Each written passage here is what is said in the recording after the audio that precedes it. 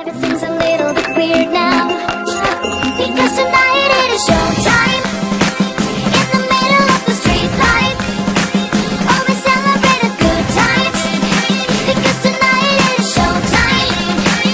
Come and walk with me, 1, 2, 7, 3, down the Rockefeller Street. Life is marching on, do you feel that? 1, 2, 7, 3, down the Rockefeller Street. Everything is more than surreal. Hello everyone, it's Monster Review Girl, and welcome back to our sort of Monster Girl Encyclopedia / Reptile Kingdom / whatever the heck this is content.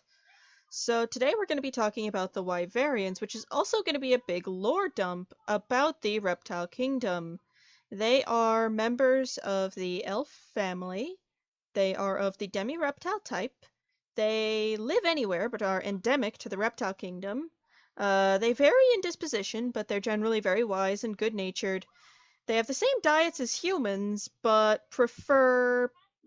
They can consume spirit energy as well, like literally every other Mamono out there, ever. Moving on. So, Wyverians are among the first races of sapient beings to come to the Reptile Kingdom. Now, I want to get into something real quick. The difference between sentient and sapient. So... the best way I can say this is a dog is sentient while a chimp is sapient. As far as I can tell, the only real difference is that sapient creatures are also aware of the self, as well as vaguely intelligent.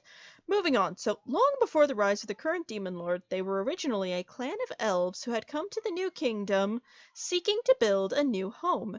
However, the Reptile King's life force pervades the entirety of the kingdom, and the minds and bodies of the elves and settlers proved more susceptible than they expected.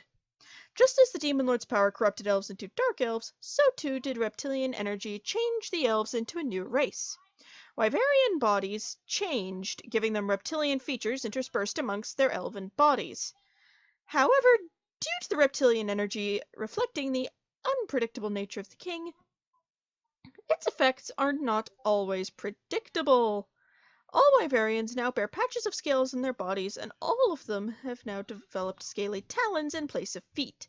But beyond this, the changes are unpredictable. For some, their ears may become floppy instead of fully standing erect, like normal elven ears. They may have scaly claws to match the feet, while for others the effect was much more life-changing, altering their aging process. While most retain the longevity and unending youth of their elven ancestors, others are doomed to grow old, albeit at a much slower pace than humans. Some shrivel up to diminutive size, while others will grow throughout their entire lives, eventually becoming giants amongst men. At the same time, Wyverians grew more aggressive, more ambitious. They became more willing to fight for their desires and trample what stood in their past. When the Wyverians tried to interact with their elven brethren, the elves turned their backs on them. Claiming that the Wyverians were tainted and fearing the taint spreading to themselves, the elves took up arms and forced them back to the Reptile Kingdom. Angry at the betrayal of their elven brothers, the Wyverians vowed to create a mighty empire and crush the elves who cast them out. Just want to take a quick breather here and say, while I understand their motivation, and think that maybe the reptilian energy may have been influencing this a little, oh my god, calm the heck down a little. Elves are terrified of being tainted anyway. You are elves yourself. You know this. Moving on. The Wyverians put their greater ambitions to use and have achieved much. They were the first to tame and ride any sort of dragon, earning their name by befriending wyverns and using them as their primary method of transportation. The lesser dragons were treated as their friends and equals, while greater dragons were revered for their near godlike power. The Reptile King himself, treated as a king amongst the gods. And through their alliance with the dragons, they built a mighty kingdom, the Empire of Shrade. The Shrade Empire lasted for millennia. It had fortresses and towers the size of mountains, towering monuments to their own greatness and those of their draconic allies. At the same time, they advanced further than any other, developing magics and technology that had never been seen before or since, ushering in a golden age for the Wyverian people.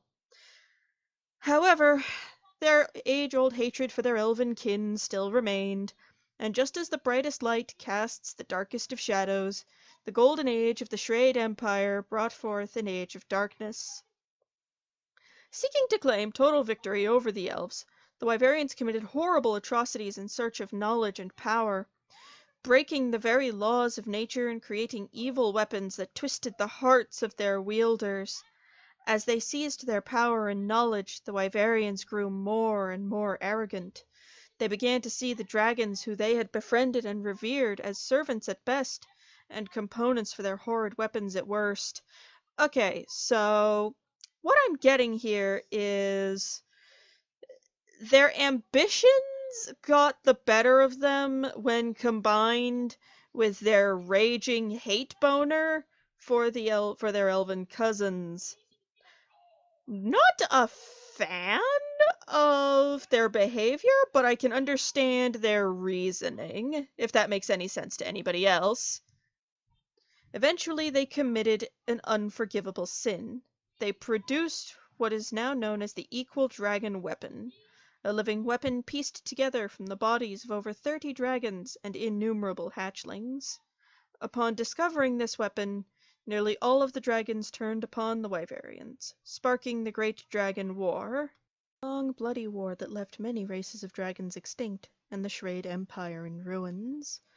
In the end, a single immensely powerful dragon rose up, a child of the Reptile King whose fury knew no bounds. In a macabre display of irony, this dragon took the Wyverian warriors, whose armor had been forged from the scales and bones of dragons, and smelted their bodies and armor to itself, creating armor of its own. It laid waste to the Shrade kingdom, toppling fortresses and towers, and with a single lash of its tail, the six-horned Fatalis created the Great Chasm, splitting the Shrade Empire in two and ending the war. The six-horned Fatalis disappeared shortly after the war's end, and the Wyverians were left to pick up the pieces. Their old grudge with the elves having been forgotten in the heat of the war, and their losses from the war being innumerable, they resolved to start anew. They sealed away the forbidden weapons and knowledge of the past, leaving those things to die with the Shrade Empire, and resolving to never again commit the sins of the past. Shedding most of the arrogance of the elves, they took value in rational thinking, and gave respect to the natural order and all life that dwells within the kingdom. These things became the foundation for the Wyverian culture thereafter. Upon the arrival of humans within the Reptile Kingdom, Wyverians welcomed them, not with the haughty derision of their elven ancestors, but with an attitude more akin to adults trying to teach and guide their children away from making the mistakes they made in their youth. Yay! Character development for an entire species! Glad you guys are doing better than you were. Unlike their elven cousins, Wyverians have no issue befriending humans, and their race maintains a close relationship with the humans who live within the Reptile Kingdom. To the humans, Wyverians are known for their rational thinking and respect for nature. The young Wyverians are often the voice of reason among their human friends, and the elders are often a great source of wisdom, though Wyverians still aggressively pursue their ambitions. Often Wyverians who still have their youth, be it due to retaining the full strength of their elven longevity, or still being young, physically and chronologically young, will often travel in search of their fortunes. Wyverian traders, mercenaries, and other wanderers often travel side by side with humans. As they grow older, they tend to take a prominent role in their community, often being scholars, village leaders, or skilled craftsmen, while others become hermits dwelling in the hills. To say that Wyverian culture and human culture within the Reptile Kingdom has merged and become one and the same would not be an exaggeration. Even romance between Wyverians and humans has occurred. However, the children born from these relationships are always left sterile, left incapable of having children of their own. Well, that sucks. With the rise of the current demon lord came monsterization, which had initially proved quite frightening to the Wyverians. However, already being corrupted by reptilian energy, they had developed a strong resistance to being corrupted again. While far from impossible, the monsterization of Wyverians is far less common than it is for normal elves, and poses no threat to causing serious damage to the population.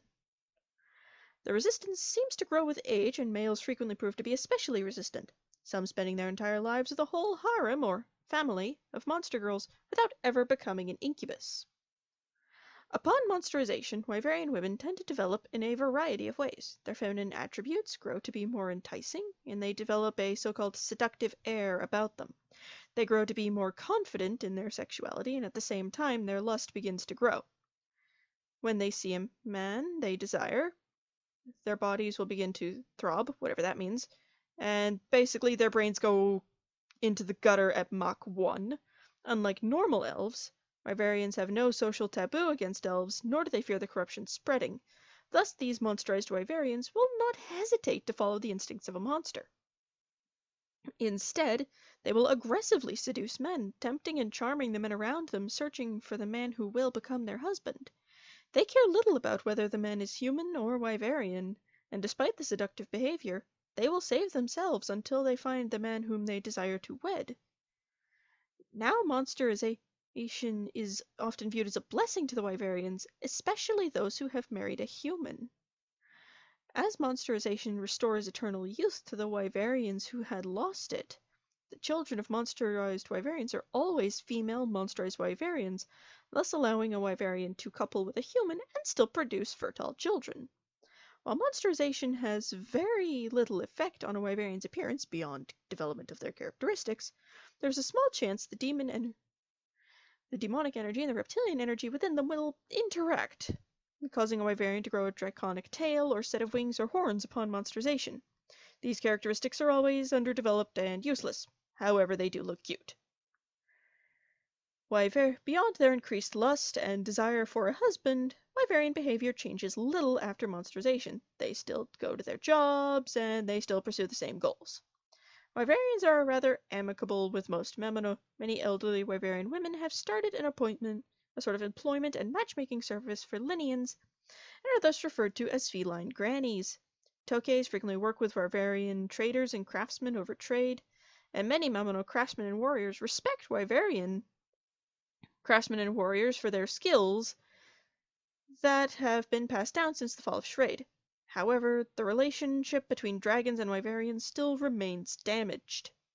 Most dragons still look upon Wyverians with mistrust and thinly veiled anger, and the sight of a dragon often brings about feelings of shame and guilt for the Wyverians.